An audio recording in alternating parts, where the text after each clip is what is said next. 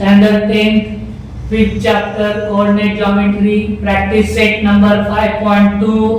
हम अभी उसमें से 7th सम देख रहे हैं। हमें सेंट्रॉइड फाइंड करने का है। ट्रायंगल के वर्टेक्स दिए हुए हैं, तो ये 1 2 3 वर्टेक्स के कोऑर्डिनेट है।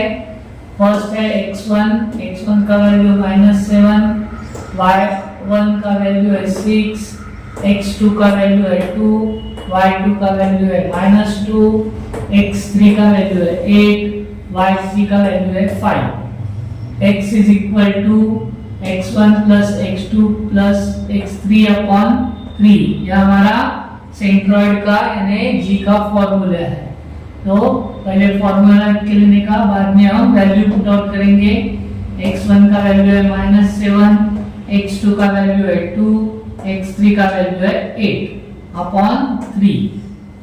8 plus 2 10, -7 plus 10 upon 3, plus minus या माइनस प्लस सब्ट्रैक्शन होता है।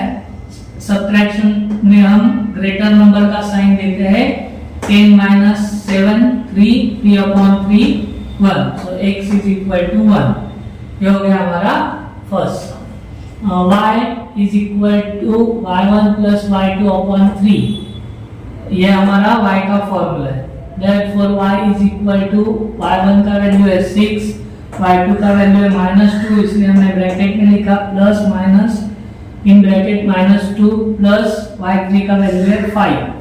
6 प्लस 5 11, बाहर ब्रैकेट के बाहर अगर माइनस प्लस का साइन रहता है तो अंदर का साइन चेंज नहीं होता है, इसलिए हमने -2 लिखा है अपॉन 3। 11 - 2 9, 3 से 9 को डिवाइड कर 3 3 जा 9, y is equal to 3, g का वैल्यू 1 और 3। हमारा फर्स्ट सम हो गया। अभी हम सेकंड सम देखते हैं। उसमें हमें 3 ट्रायंगल के वर्टेक्स के कोऑर्डिनेट दिए हैं।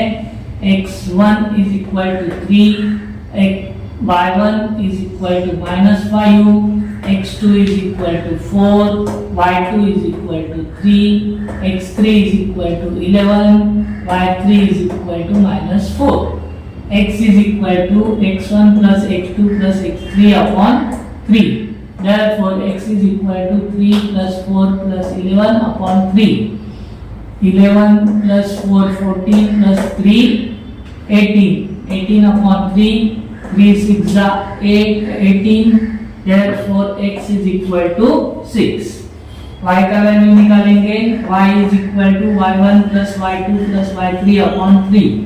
y1 का वैल्यू है -5, y2 का वैल्यू है +3 और y3 का वैल्यू है -4, इसलिए प्लस इनटू ब्रैकेट -3।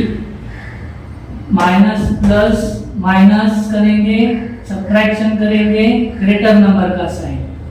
खाली हम सब्ट्रैक्शन में ही नंबर देखते हैं, स्मॉलर और ग्रेटर।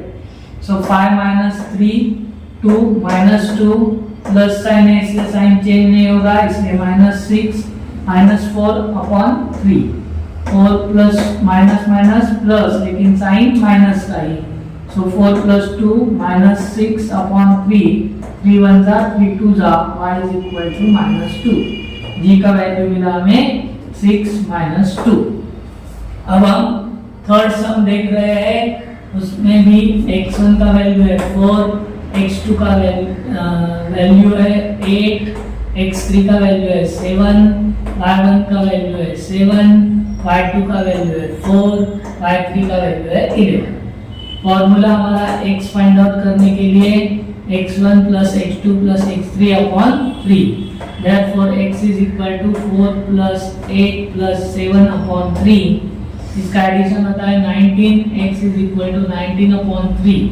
अभी यहाँ पे डिवाइड नहीं होता है तो वैसे ही रखने का है। हम अभी y का कोऑर्डिनेट, y का वैल्यू निकाल रहे हैं। y is equal to y1 plus y2 plus y3 upon 3।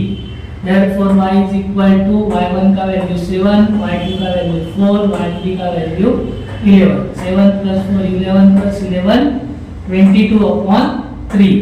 y का value 24 upon 3, 22 upon 3, g is equal to 19 upon 3 and 22 upon 3।